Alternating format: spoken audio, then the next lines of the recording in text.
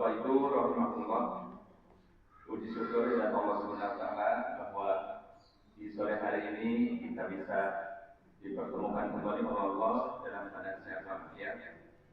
Mudah-mudahan langkah Bapak Ibu dari rumah masing-masing menjadikan amal soleh dengan niat thalabul ilmi. Mudah-mudahan keberkahan untuk kita semua. Pada bulan hari ini, bulan Juli ini, yang seharusnya di ahad ketiga kita geser ke keempat hari ini. Mudah-mudahan tidak masalah. Oleh karena itu, sekali lagi bagi Bapak Ibu yang masih ada di rumah, kami tunggu. Kita akan mulai tepat waktu pada hari ini. Terima kasih Pak Ustadz Dede Tasmana sudah ada di tempat. Mudah-mudahan keberkahan untuk kita semua. Selanjutnya kita awali dengan membaca basmalah bersama. Bismillahirrahmanirrahim.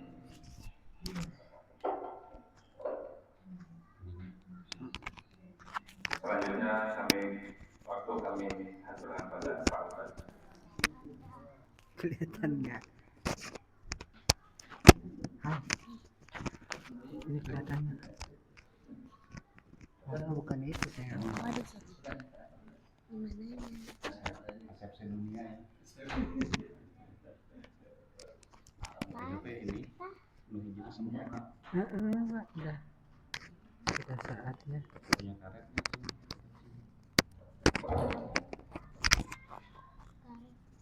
Karet aja. Udah di sini aja. Dia ngaruh ke itu. Ya udah nggak apa-apa. Kedengeran salah. Alhamdulillah bi ni'matihi tatimmus shalihat wa tarfa'ud darajat wa asyhadu an la ilaha illallah wahdahu la syarikalah wa asyhadu anna muhammadan abduhu wa rasuluh alladzi la nabiyya ba'dah amma ba'du. Bab sabar, hadis nomor 11 dari bab sabar. Kalau dihitung dari awal, hadis nomor 35. Sabar ini bab ke berapa? Ketiga ya? Satu bab niat, kedua bab tobat, ketiga bab sabar. Jadi kembali kepada materi pokok ya, bahwa kitab Riyadhus Shalihin ini disusun oleh Imam An-Nawawi, memuat di tiap bab itu ayat-ayat dan hadis-hadis agar menjadi petunjuk. Demikian pula juga menjadi bekal bagi kita, petunjuk pada saat kita pulang supaya tidak salah jalan, kemudian agar menjadi bekal supaya ketika di perjalanan kita punya bekal. Ketika kita memperhatikan orang yang mudik, itu persiapannya begitu matang. Yang celengan dia pulang gitu ya, ngelean ke jajan baso demi nanti untuk mudik. Segala sesuatunya dipersiapkan. Tetapi untuk mudik yang hakiki, seringkali persiapan itu tidak diperhatikan. Padahal nanti kalau mudik tahunan gitu ya, ketika kita kehabisan ongkos dan lain sebagainya, kita bisa pinjam ke orang, bisa mengemis. Tetapi ketika pada saat kita mudik yang hakiki, itu masing-masing.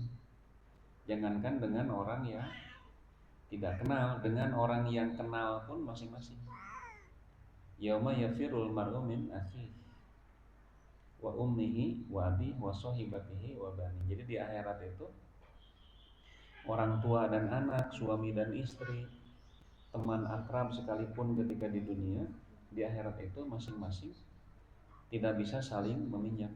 Oleh karenanya tujuan Imam An-Nawawi menyusun kitab Riyadhus Shalihin seperti itu supaya kita tidak salah jalan pada saat pulang, dan agar kita punya bekal untuk di perjalanan dan setelah sampai ke tempat tujuan.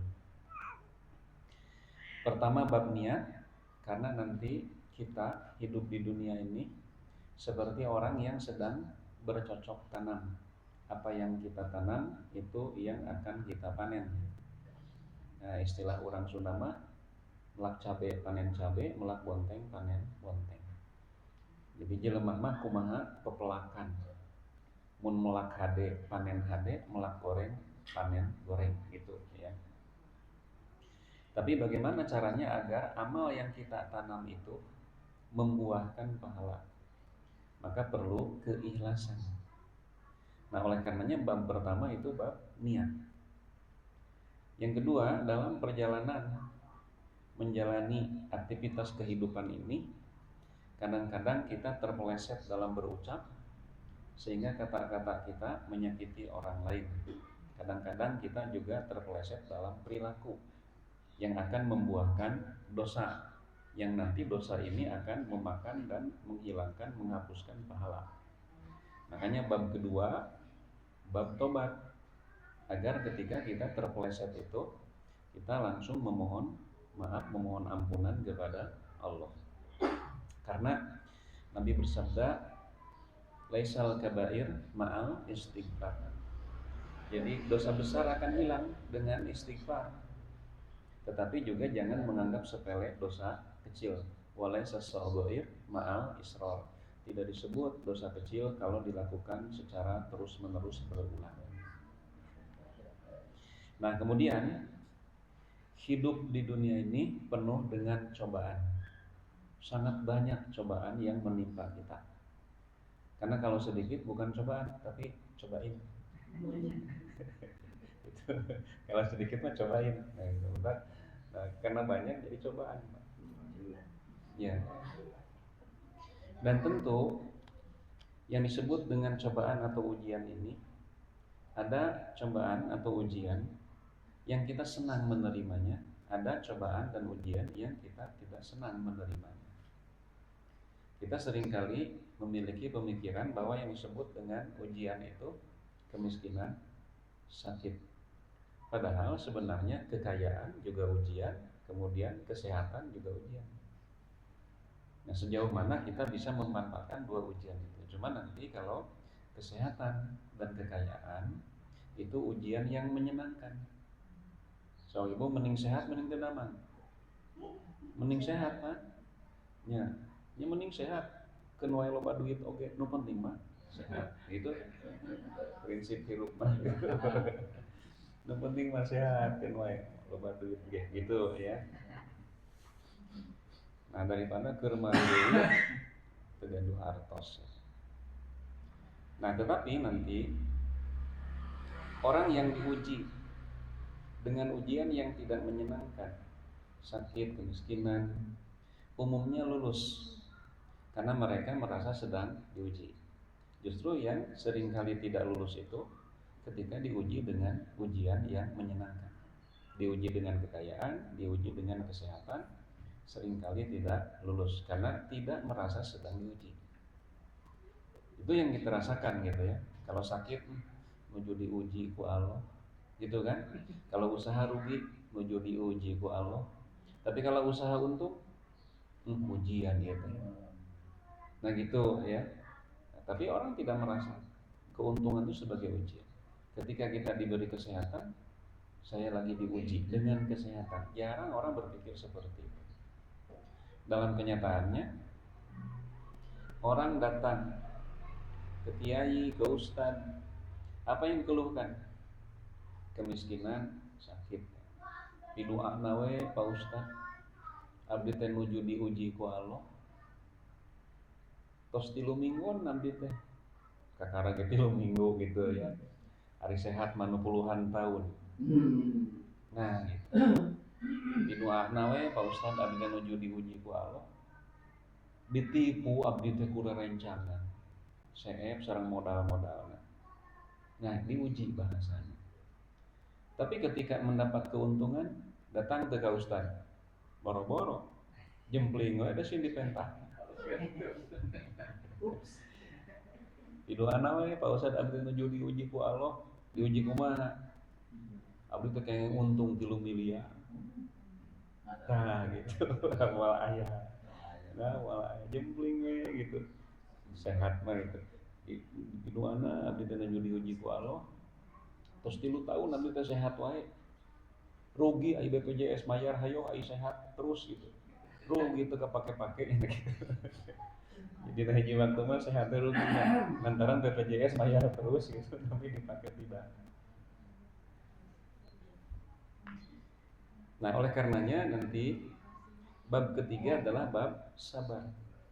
Bagaimana caranya supaya ujian yang menyenangkan jadi pahala? Bagaimana caranya supaya ujian yang tidak menyenangkan juga jadi pahala? Nah, bagaimana caranya ketika diuji dengan ujian yang menyenangkan? Hendaklah kita bersyukur. Dengan bersyukur, mensyukuri kekayaan, mensyukuri kesehatan, akan jadi pahala. Mensyukuri kesehatan, kekayaan dengan cara apa? Gunakan badan yang sehat, kaki yang sehat untuk dilangkahkan ke masjid, sholat berjamaah, thalabul ilmi. Mata yang sehat gunakan untuk membaca Al-Quran. Telinga yang sehat gunakan untuk mendengar yang baik-baik. Itulah syukur, mensyukuri kesehatan.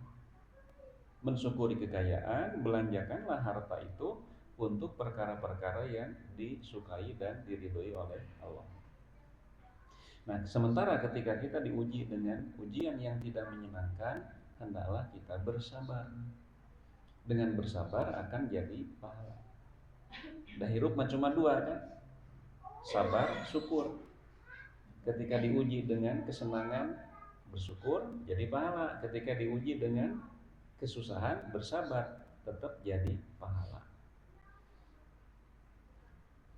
Nah, jadi dari bab ketiga, bab sabar ini, hadis ke-35 dari awal, wa an Atha ibni Abi Robahin, dari Atha bin Abi Robah. Qala, ia berkata, qala liya bin Abbasin radhiyallahu anhuma. Abdullah bin Abbas berkata kepadaku, ala urika al-mar'ata min ahlil jannati. Maukah aku tunjukkan kepadamu seorang wanita dari ahlul jannah? Aya istri. Umum nama pameget. 10 sahabat yang dijamin sebagai ahlul jannah, al-asyru al-mubasysyaruna bil jannah. Itu laki-laki semua. Abu Bakar, Umar, Utsman, Ali, Abu Thalha, Abdurrahman bin Auf gitu ya. Itu laki-laki. Tapi di sini mah perempuan. Maukah aku perlihatkan kepadamu, maukah aku tunjukkan kepadamu imra'atan min ahlil jannah, seorang perempuan yang merupakan ahlul jannah. Tentu Ibnu Abbas mendapatkan informasi ini dari Nabi. Nabi dari mana? Nabi tentu dari Allah, karena Nabi sendiri secara pokok beliau tidak bisa mengetahui perkara gaib, si A, si B, si C, surga atau neraka. Ketika Nabi menyatakan si A itu ahli surga, karena Allah yang telah menginformasikan kepada Nabi.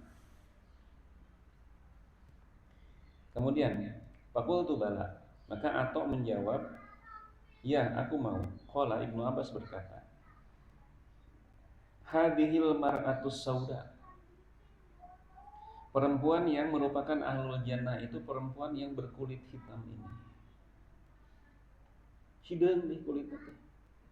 Itu ya.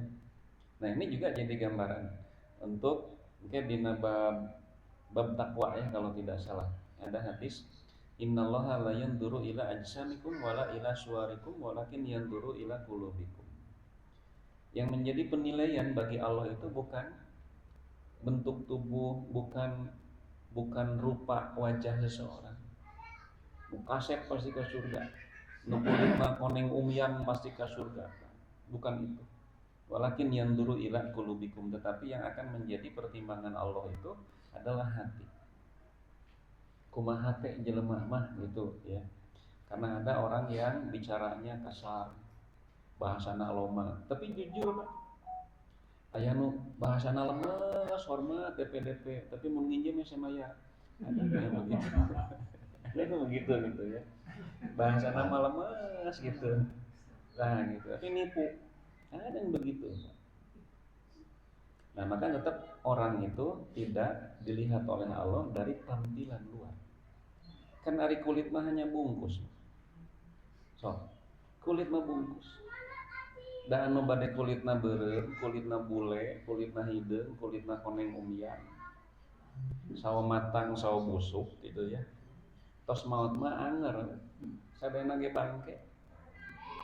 Bahkan kita ini suatu saat hewan lebih berharga daripada kita.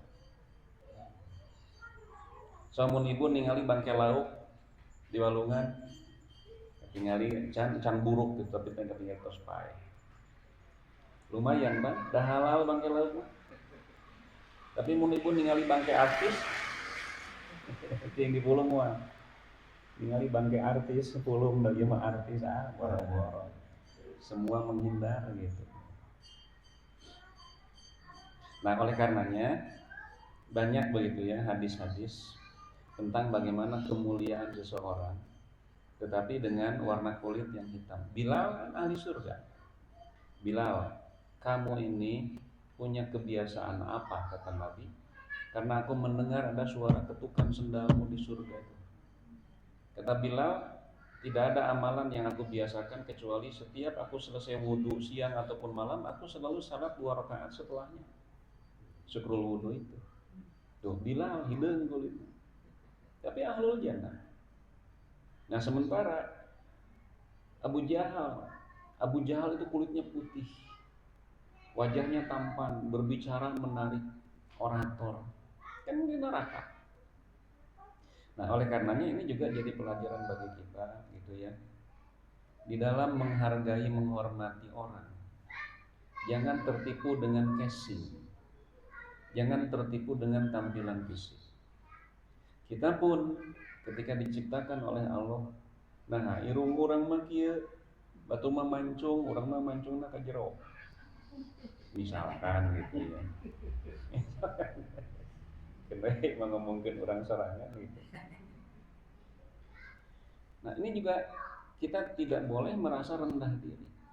Karena kemuliaan itu ukurannya bukan bentuk hidung, bukan warna kulit. Jadi ketika kita menghormati orang, jangan melihat pangkat, jabatan, kekayaan, warna kulit, dan rupa wajah. Dan kita pun tidak boleh merasa rendah diri karena kita miskin.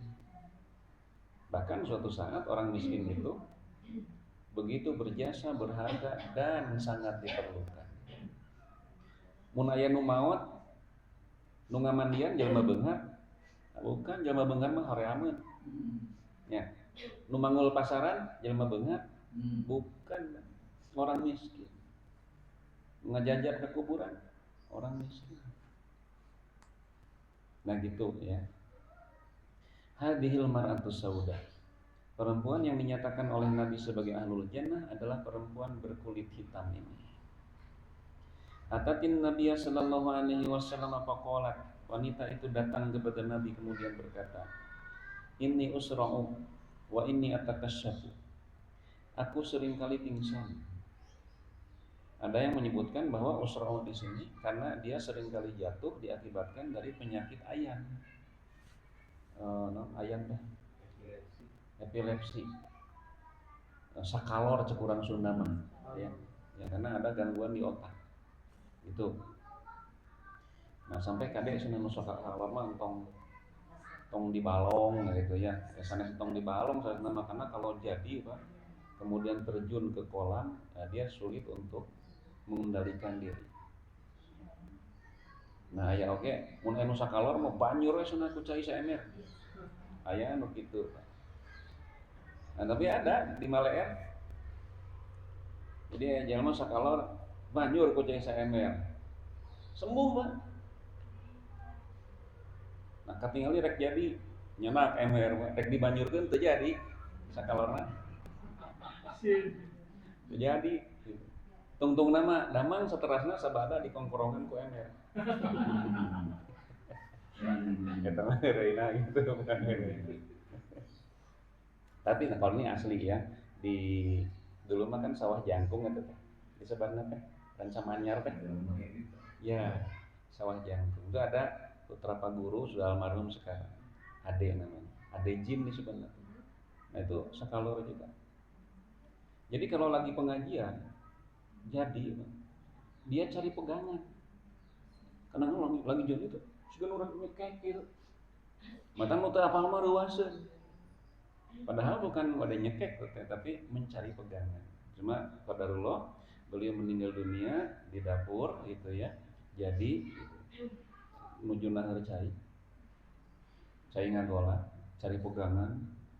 Nyata panci panas gitu ya, ini si cai ngagola, tangkut. Nah, jadi wanita itu karena penyakit epilepsi seringkali terjatuh. Wa ini atakasyafu, karena terjatuh akibatnya seringkali auratku terlihat. Fad'ullah ta'ala li, berdoalah engkau kepada Allah untuk kebaikanku. Li, gitu. Nanti ada kalimat idiom, ada da'a li, ada da'a ala. Ada li, ada ala. Kalau da'a li mendoakan kebaikan. Kalau da'a ala mendoakan keburukan. Karena sama, berdoanya tuh berdoa gitu ya. Da'a, cuma kalau kesananya ala keburukan, kalau kesananya li itu kebaikan. Nah makanya kenapa kalau kita mendoakan pengantinnya, barakallahu laka, la, li, wa baraka alaika ala.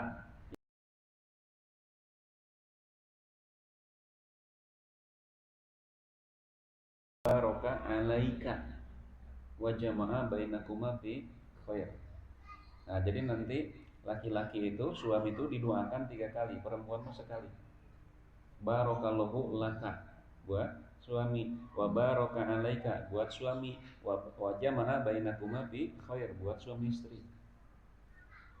Karena nanti apakah di sebuah negara yang besar atau negara yang kecil yang disebut keluarga, tetap akan sangat bergantung kepada pemimpin. Makanya Umar mengatakan, kalau aku disuruh untuk memilih apakah mendoakan rakyat atau pemimpin, akan aku doakan pemimpin. Karena kalau pemimpin baik, baik ke bawahnya. Kalau pemimpinnya buruk, buruk juga ke bawahnya.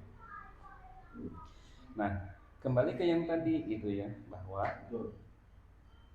bahwa ujian dari Allah itu ada yang menyenangkan. Ketika kita diuji dengan sesuatu yang menyenangkan, lalu kita bersabar, kita bersyukur, kan jadi pahala. Lalu ada ujian yang tidak menyenangkan, lalu kita bersabar, jadi pahala. Karena yang tadi itu, ujian itu hanya ada 2, yang menyenangkan dan yang tidak menyenangkan. Ketika ujian itu menyenangkan, lalu kita bersabar dan jadi pahala, itulah yang dimaksud dengan barakallahu laka. Tapi ketika ujian tidak menyenangkan, bagaimana supaya ujian itu menjadi keberkahan? Wa baraka alaika, ala. Nah, ketika ujian yang menyenangkan jadi pahala dengan bersyukur, ketika ujian yang tidak menyenangkan jadi pahala dengan bersabar, pasti kesananya wa jama'a bainakuma fi khair, maka Allah akan mengumpulkan kalian berdua dalam pahala, dalam kebaikan. Nah, kadang-kadang gitunya naon bedana barakallahu laka dan alaika gitu. Nah, ternyata kalimat idiomnya begitu. Fad'ullah ta'ala li, berdoalah engkau kepada Allah untuk kebaikanku, untuk kesembuhanku. Abdi teh hoyong damang. Nah, jadi yang dia permasalahkan bukan masalah sering pingsan, jatuh kan epilepsinya, ya orat kabuka wae gitu. Itu yang paling berat itu. Padahal bukan unsur kesengajaan. Kekewe asa dosa walaupun tengah aja. Hari zaman ayeuna mah sakitu ngahaja teu asa dosa. Bukan dari tembok-tembok ayeuna mah gitu ya. Bahkan kalau kita lihat demi mencari uang, orang itu berani gitu ya mempertontonkan, memperlihatkan aurat. Kemudian qala Nabi sallallahu alaihi wasallam bersabda, in syi'ti sabarti walakil jannata. Jika kamu mau bersabar, maka kamu akan mendapatkan al-jannah. Nah, ini yang jadi pegangan dari Ibnu Abbas sehingga ia cerita kepada Atha. Jadi bukan berarti Ibnu Abbas yang tahu bahwa wanita itu ahlul jannah, tapi karena Nabi bersabda begitu. Wa in syi'ti da'autullaha ta'ala an yu'afiyaka. Tapi jika engkau mau, aku akan memohon kepada Allah agar Allah memberi kesembuhan kepadamu. Faqalat, wanita itu berkata, asbiru, aku memilih bersabar saja. Kenapa itu ya? Karena jaminannya al-jannah. Kalau kamu bersabar, kamu dapat surga. Nah, tapi kalau engkau mau, aku akan berdoa kepada Allah agar Allah menyembuhkanmu. Tapi bukan dalam artian gitu ya. Kalau sembuh pasti ke neraka. Kan begitu, jika kamu sabar surga. Kalau sembuh belum tentu. Belum tentu. Nah, wanita itu lebih memilih aku bersabar saja dengan melihat balasan itu surga. Nah, kenapa demikian? Karena dia menyadari gitu ya, bahwa kenikmatan di akhirat yang berupa al-jannah merupakan kehidupan abadi. Penderitaan di dunia ini sementara. Mau senang, mau menderita, tidak ada yang bersifat abadi di dunia ini. Apalagi kalau kita perhatikan gitu ya, waktu berjalan begitu cepat. Kemudian manusia kira-kira harapan hidupnya berapa tahun? Tidak lama. Apalagi orang-orang zaman sekarang. Kalau dulu Nabi Adam 1000 tahun, Nabi Nuh 950 tahun, Nabi Ibrahim 200 tahun, Nabi Muhammad 67 tahun. Nah, sekarang jarang yang 100 tahun. Nah, ketika seseorang diuji oleh Allah, ujung-ujungnya apa? Meninggal. Setelah meninggal masih terasa. Nah, ini ibarat ya, hampir mirip. Untuk merasakan hal itu kita tidak perlu meninggal dulu. Kita bandingkan saja, kita diuji oleh Allah selama 13 jam setengah di bulan Ramadan, sahur. Lapar itu menuju sahur. Lapar, ada orangnya jalan normal, bukan obor. Jadi ketika kita sahur 13 jam setengah lapar, jam 10 sudah mulai maghrib. 11, 12, 1, 2. Ketika adzan maghrib dikumandangkan, ternyata kuci teh manis segelas hilang. Rasa dahaga hilang, masa lapar itu.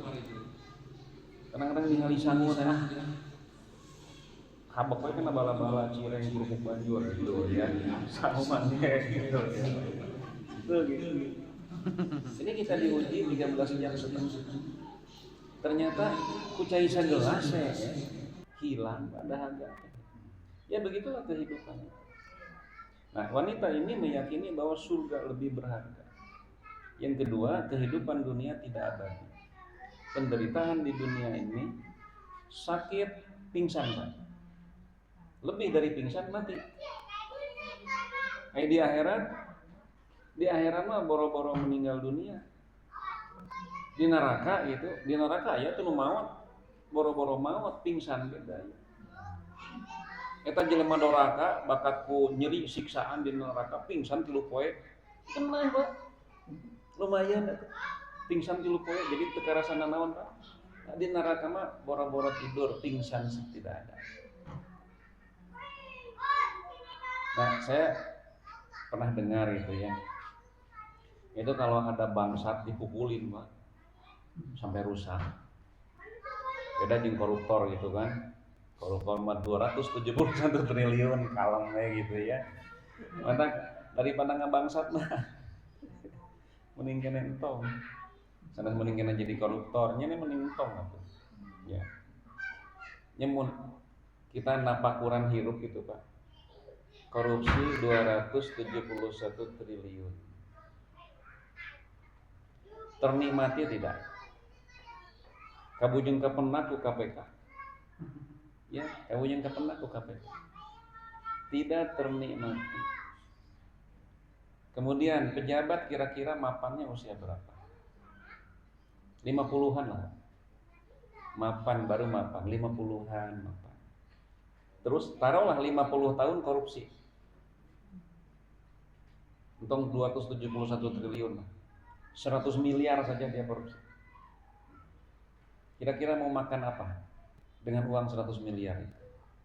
Ditakdirkan lolos di dunia, dia tidak tertangkap oleh KPK. Dengan uang 100 miliar mau apa? Ko Allah deh dipaparin pabrik gula. Diabetes. Makan nasi mesti digram.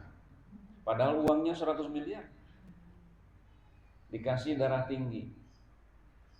Jamar roti tidak boleh. Ya. Jadi jelema teu uyahan. Mendengar uyah.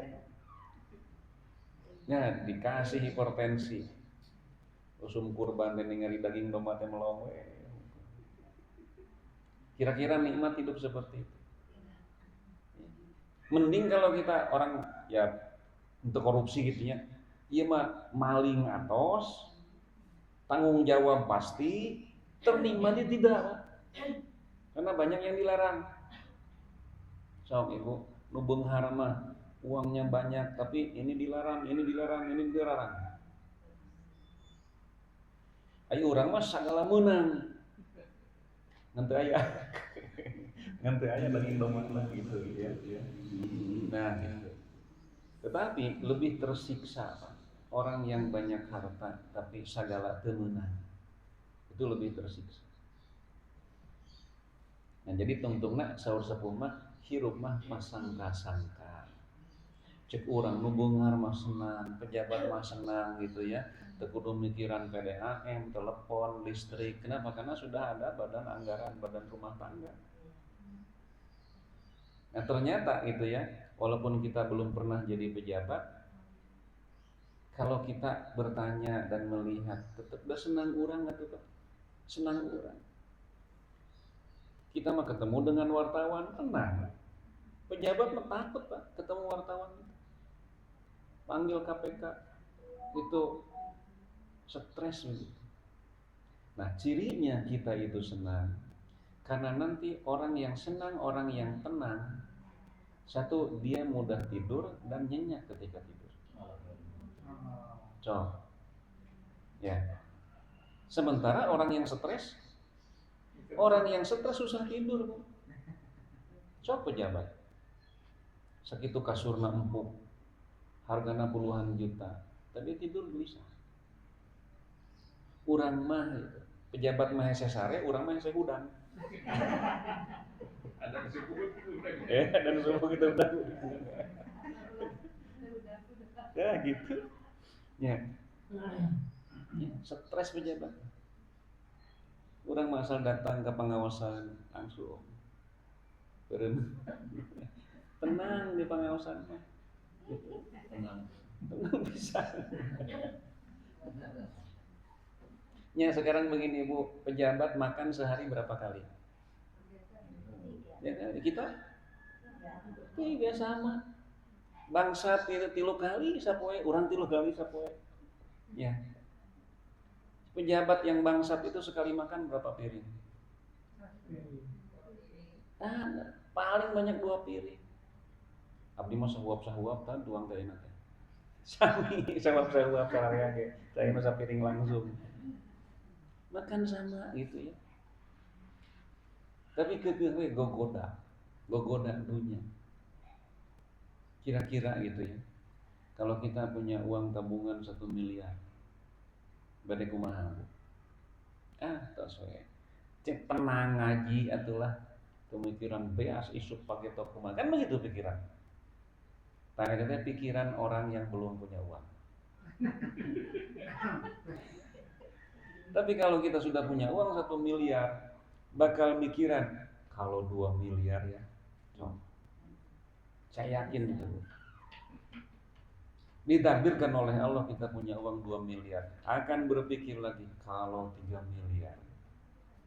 Kalau 3 miliar sudah saya bangun, itu dibangun masjid 1 miliar.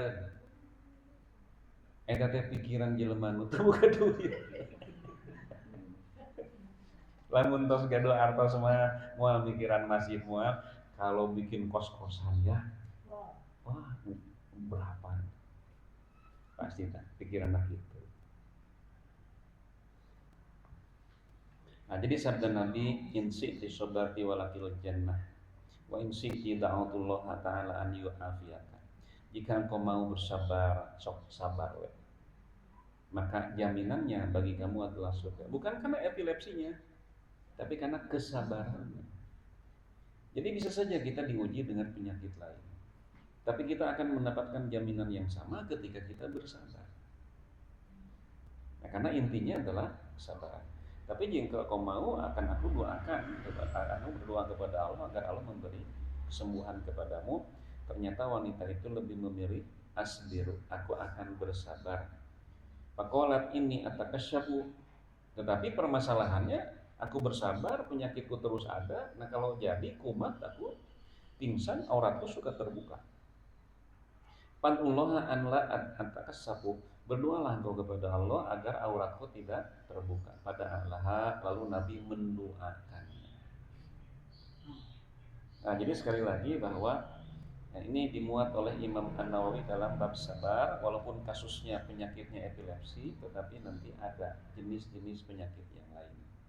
Makanya ada sahabat yang berdoa memohon kepada Nabi, ya Rasulullah, saya ingin berdoa kepada Allah, ingin diberi penyakit hoyong teu damang abdi, tapi jangan sampai penyakitku itu menghalangi aku dari berjamaah ke masjid.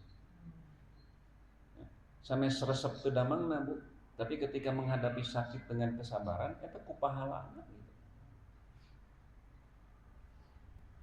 Nah, urang bade kumaha? Ya urang mah hoyong surga we sareng sehat gitu kan. Nah, jadi tentu begitu ya, sakit ujian, kemudian sehat juga ujian. Ada ahli surga, orang yang sehat? Ada. Kan Bilal juga ya walaupun pernah sakit, tapi kan tidak disebutkan punya penyakit seperti perempuan ini. Tapi kan ke surga. Nah, jadi caranya banyak. Ada yang rajin ibadah, ada yang nanti menerima ujian dari Allah dengan penuh kesabaran. Wa an Abi Abdurrahman, dari Abu Abdurrahman Abdullah bin Mas'udin, yaitu Abdullah bin Mas'ud radhiyallahu anhu qala, ya berkata, ka'ani anduru ila Rasulillah sallallahu alaihi wasallam yahki nabiyan minal anbiya. Aku melihat Rasulullah sallallahu alaihi wasallam bercerita kepada para sahabat tentang penderitaan salah seorang nabi di antara nabi-nabi terdahulu. Jadi nabi itu paling berat ujiannya. Para nabi, nanti para ulama warasatul anbiya, pewaris para nabi, ujiannya berat. Nabi itu dilempari orang. Nabi Muhammad itu dituduh orang gila demi menyebarkan ajaran Islam. Nah, di zaman sekarang pun begitu tantangan ustaz itu. Nah, kalau dulu sempat itu yang menjadi tantangan bagi asatid itu orang-orang gila. Nu garelo teh ngaranna ka ustad wae. Itu jeung nu garelo teh ka masjid dengan ustad. Sugan ka diskotik gitu ya. Nu kageloan. Ini yang di Cigonewa, Ustadz Prawoto, teman saya Pak. Itu sama orang gila. Puntennya, Asep namanya teh. Ya bukan orang gila, stres.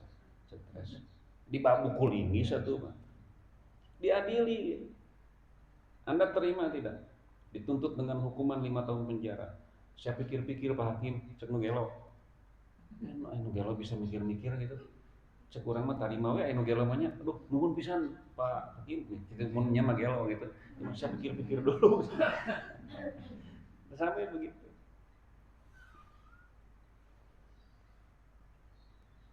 Kani andulu ila Rasulillah sallallahu alaihi wasallam yahki nabiyan minal anbiya. Shalawatullah wa salamu alaihim. Darabahu qaumuhu fa'adamauhu, dipukul oleh kaumnya nabi tersebut sampai mengalirkan darah. Wa huwa yamsahu dam an wajhihi, nabi itu mengusap membersihkan darah dari wajahnya, yaqulu sambil berkata, Allahumma ighfir li qaumi fa innahum la ya'lamun. Tetap gitu danyaah nabi mah, ya Allah ampuni kaumku, mereka berbuat demikian kepadaku karena mereka tidak tahu. Mereka belum tahu kalau aku ini adalah nabi. Dan itu juga nanti yang dikatakan oleh Nabi ketika beliau pulang dari Taif. Ya kan Nabi hijrah ke Taif pada tahun 11. Jadi setelah Abu Thalib wafat, Siti Khadijah wafat, Abu Thalib walaupun dia bukan muslim tetapi begitu membela Nabi, dan sistem kapil gitu istilahnya. Kapil itu penjamin, Pak. Nah, jadi di Arab itu zaman dulu bahkan sampai sekarang ada yang disebut kapil. Abu Thalib itu kapil penjamin. Nah, siapapun walaupun musuh kalau sudah dijamin oleh seseorang nggak boleh diganggu karena menghormati si penjamin ini. Nah, Abu Thalib ini orang yang dihormati. Makanya ketika Abu Thalib masih hidup, orang tidak mau mengganggu Nabi Muhammad secara fisik, paling secara verbalnya orang gila, tukang sihir gitu.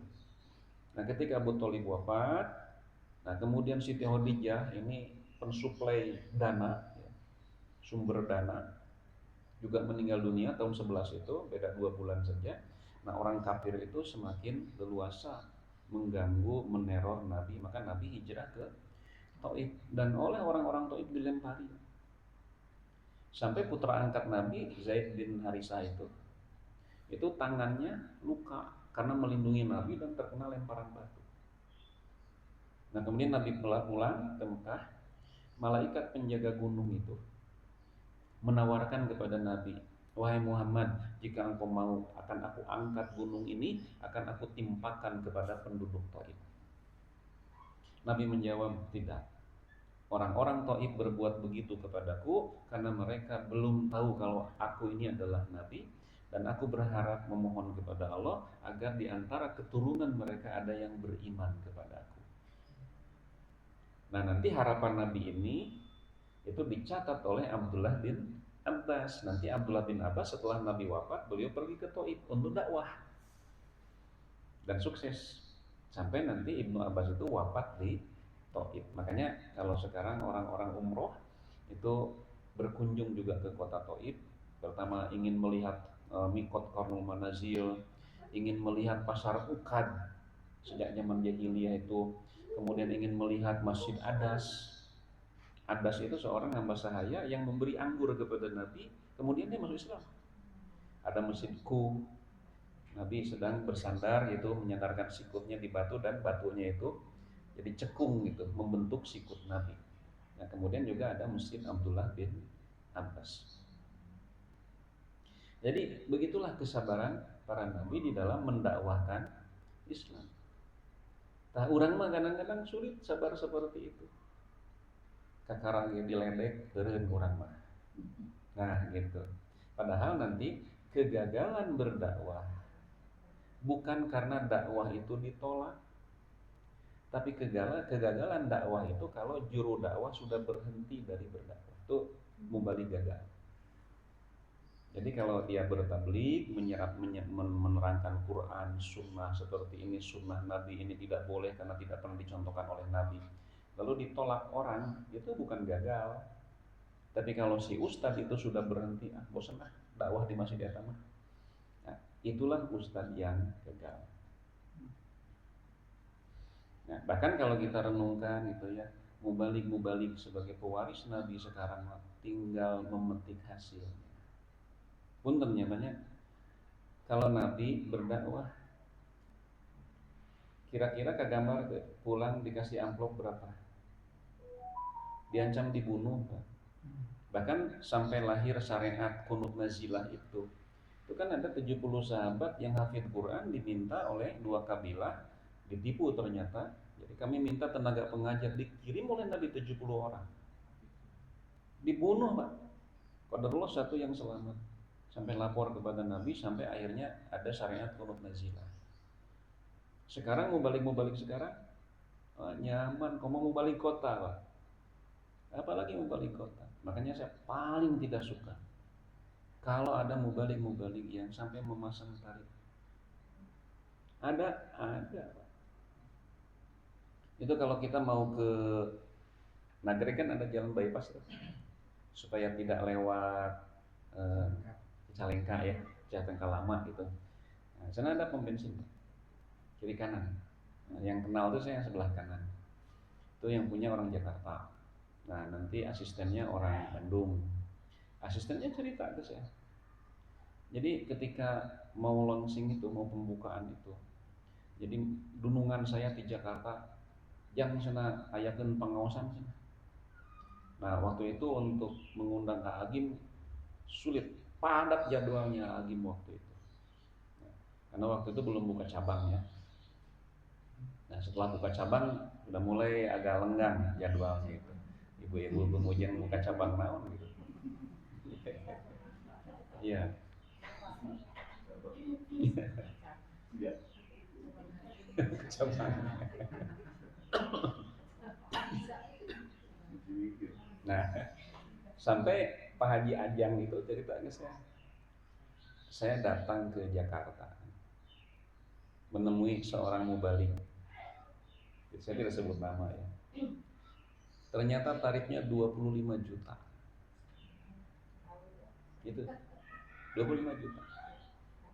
Ah, kemahalan katanya. Carilah yang satu lagi, ada satu lagi. Ini suka mengisi ceramah tapi juga penyanyi. Ternyata ini mah 30 juta. 30 juta, Pak. Sampai begitu. Sampai begitu. Saya paling tidak suka. Ya, jadi dalam berdakwah mesti profesional. Tapi dakwah tabligh bukan profesi. Karena tabligh itu adalah kewajiban. Balighu anni walau ayat, sampaikan dariku walaupun satu ayat. Saya senang gitu ya membaca dan mudah-mudahan dari kisah ini menjadi pengaruh juga buat diri saya. Ada seorang ustadz, domisilinya di Tegalega, diminta mengisi pengajian daerah Banjaran. Itu tahun 70-an. Naik sepeda. Sebelum berangkat biasa pamit sama istrinya. Ibu nate Ami. Mi, ari beas aya teu sebelum berangkat. Istrinya menjawab aya. Beas mah aya. Padahal teu aya. Padahal saya beas. Kenapa istrinya bilang ada? Untuk menjaga keikhlasan hati suami. Karena kalau tahu beras tidak ada, nanti harapan balik ngaji lumayan lah 5 kilo atau merenang sigana di bahanan. Nah, istrinya jangan sampai ada perasaan begitu. Lempeng we dakwah sampai berani berdusta demi membela keikhlasan suami. Jadilah pengajian, pulang dikasih amplop. Nah kemudian sampai ke rumah amplopnya dibuka, ternyata berisi selembar kertas dengan tulisan jazakumullah khairan katsira. Hanya itu. Suganteh gitu. Bulan berikutnya beliau diundang lagi ke Banjaran di tempat yang sama. Datang lagi. Cing mun ustad ayeuna datang mah. Boro-boro amplop. Jazakumullah gitu ya. Iya. Ada yang tulisnya MM. Makasih Mas. Ya, M kuadrat gitu ya. Boro-boro. Aya nama amplopna leutik wae teu datang deui gitu. Saya pernah ngaji ke Tasik, Pak. Masjid Aisyah namanya. Itu yang punya yang mewakafannya Haji Omay. Juragan Nog dulu ya. Nah sekarang sudah tidak lagi bisnis. Beliau cerita ke saya, Ustaz, kapungkur usaha abdi nuju jalan, nuju maju, ngonang Ustaz teh teu hararese. Tad pengawasannya di Masjid Abdi siapa Haji? Gitu kieu. Ditinggali heula jadwalna bila bentrok henteu, langsung siap. Nu kateuing dibadalkeun itu. Ta ayeuna mah tan cenah abdi tos teu usaha, hese ngonang Ustaz. Artinya ini kan curhatan gitu ya, curhatan. Dan dalam fenomenanya seperti itu. Nah makanya godaan ustadz mah dua, Bu. Satu harta, kedua wanita. Iya betul. Betul. Karena begini, Bu, ya. Hati-hati itu. Ada seorang perempuan muda punya masalah di rumah tangga, ingin konsultasi kepada ustadz juga muda, tidak ingin didengar orang, ingin curhat empat mata. Nah, setan ikut main di sana. Cek setan teh nggoda ka Ustaz. Ngora keneh lumayan. Cek Ustaz, wah tuh Bu, boga salah kitu patut mata lapung ka langit katujuh. Kan ibu mah anom keneh. Itu ya. Nah, setelah itu cukup dulu ya Bu. Nah, ini nomor WA saya, kalau ada apa-apa WA saja. Terus menjalin kedekatan. Bukan memberi solusi. Nah, mangawai gitu. Kalau tidak punya suami mah ya silakan saja. Ya punya. Nya muni unggul teh meni sesah. Nah, gitu godaannya begitu.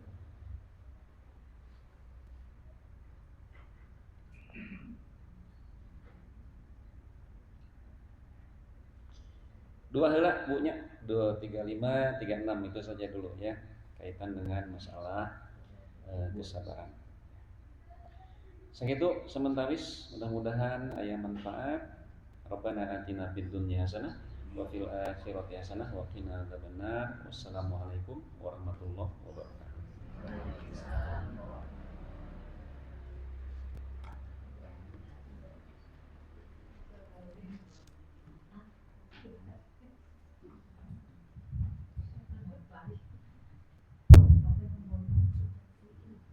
Mungkin dia tak terasa sendiri. Mangga. Ya. Atas muslim sabar itu berlaku pulang pertama kita dan paham. Yang kedua, ini letak pemahaman. Sabar mah ada batasnya buat kita itu. Atau memang nggak ada batas, Pak? Ya. Yang pertama itu adalah hadis Nabi. As-sabru inda sadamatil ula. Sabar itu pada hantaman pertama. Secara harfiah begitu terjemahnya. Jadi kisah lengkapnya, Nabi melewati satu kuburan. Kuburannya baru. Ternyata di sana itu ada seorang perempuan nangis. Dan yang baru dikubur itu anaknya dari si perempuan itu. Nangis terus gitu ya. Ya secara manusiawi ada kahartos satu Bu, pasti sedih terpukul lah. Ingin datang ke kuburan gitu ya, nangis. Jadi istilah nama ngabudalkeun si hate gitu ya. Terus nangisnya ngemplong gitu. Nabi datang, kemudian Nabi bersabda, "Ittaqillah wasbiri." Bertakwalah kamu kepada Allah dan bersabarlah. Itu nasihat Nabi. Tapi ternyata di nasihat itu wanita itu bukan terima. Malah dia marah kepada Nabi walaupun dia tidak tahu bahwa itu adalah Nabi. Kata wanita itu, "Ilaiki anni, ilaika anni." Pergilah engkau dariku. Tadi itu itu muncul bahasa orang mah. Inna kalam tusab bi musibati. Kamu tidak ditimpa musibah seperti aku ditimpa musibah. Mun terjemah bebang tadi itu ngarasakeun gitu. Nah, cek bahasa Sunda mah gitu ya. Nabi pergi saja. Nah, ada nyarita sareng jalmi menuju kitu mah ada diteraskeun oge teh hapusna. Wanita itu diberitahu bahwa yang tadi itu Nabi itu. Dia hampir pingsan. Akhirnya dia menyusul mendatangi rumah Nabi. Dia memohon maaf atas kelancangannya itu. Nabi tidak marah. Ya karena dia sudah minta maaf, dia amak udah teh hartina tuh. Mata ka oge deuleu heula sacan nyarita. Gitu. Naon hatina kitu kan dia sudah merasa bersalah. Nganai urang mah yang puas wae kan. Gitu ya. Coba diajar gitu ya. Mata oge kan urang mah gitunya kalau anak gitu ya. Anak pulang dari bermain kemudian luka dan sebagainya. Yang sebelumnya kita melarang, tong ulin, bereskeunlah PR, maklum budak ulin. Ternyata celaka. Gitu. Tapi hati-hati juga Bu, hati-hati juga. Kadang-kadang itu ucapan ibu sendiri. Pek sia teu ngagu ka kolot mah cilaka, cilaka. Hati-hati orang tua itu. Jadi seorang ibu mah sacidum mentu saucapnya. Tong saucap-ucapna lamun keheul sabar, jangan keluar ucapan yang membuat kita rugi sendiri. Mentak mun ngabandungan gitu nya, naon sababna nu nyambung sok salangsara. Lantaran didoakeun ku pamajikanna, nyandung sangsara sia tingalikeun. Nya sangsara. Matak oge ibu.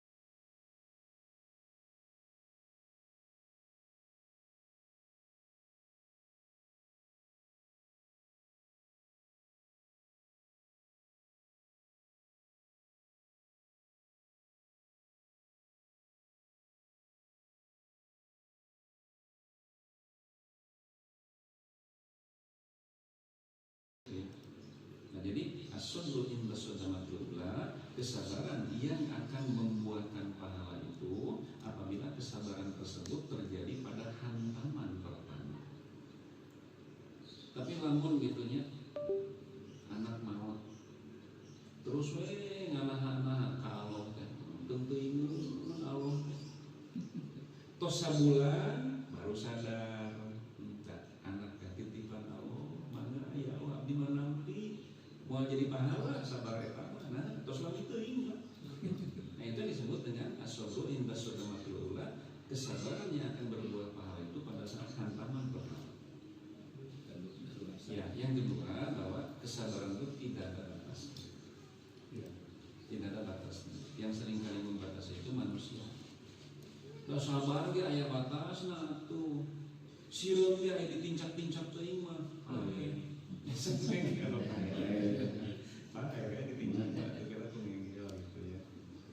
Jadi kesabaran itu tidak ada batasnya.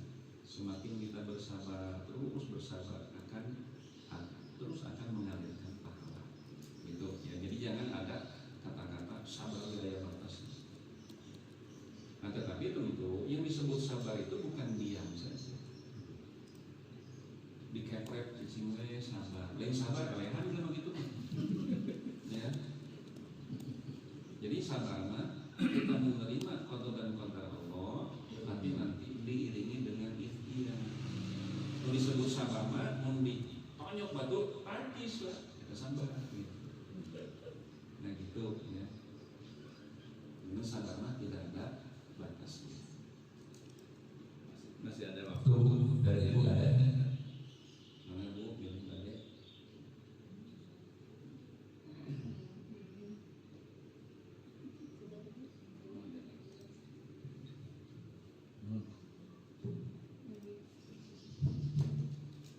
Ada pertanyaan. Ya. Ini orang yang sakit panas ya. Ada keterangan bahwa panasnya itu adalah membakar dosa. Itu gimana penjelasannya? Ya. Sebenarnya bukan hanya sakit panas gitu ya.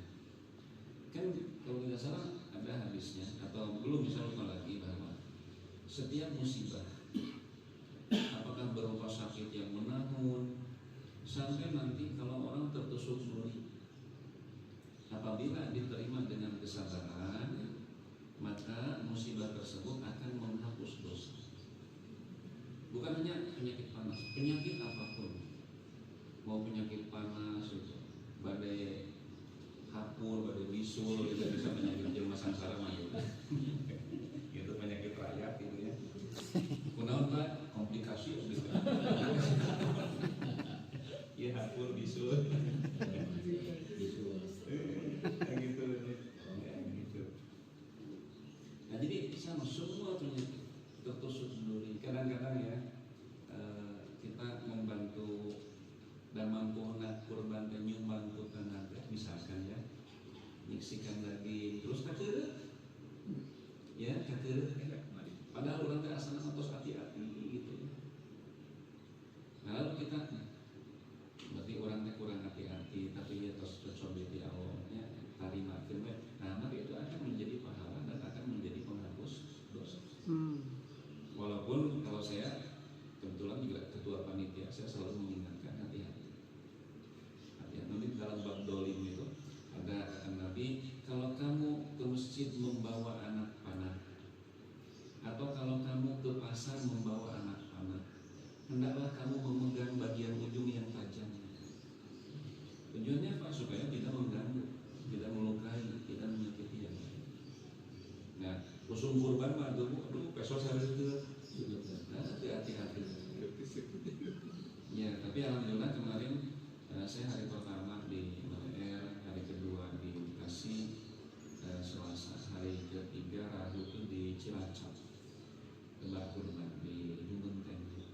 Ya alhamdulillah sapinya nyaman gitu ya, disembelihnya itu tidak berontak, kemudian yang para eksekutornya juga selamat gitu. Tidak ada luka yang berarti, tapi dari kakeureut mah gitu. Dan biasa bukan pokoknya ada ulun besok. Ya, setidak-tidaknya tidak seperti ada di Cianjur, rusak sobar namanya. Dia menyembelih menggunakan sistem dorongan. Sistem dorongan. Ini tidak pakai sarung tangan anti sayap. Jadi dia dorong di sebuah golok, leger. Ini duluan bedog nuturkeun 17 deui kan. Ya betul. Makanya kuda-kuda teh gitu, posisi kuda-kuda teh mesti benar diperhatikan. Nah gitu. Jadi bukan hanya sakit panas, apapun gitu ya, bademen, mual,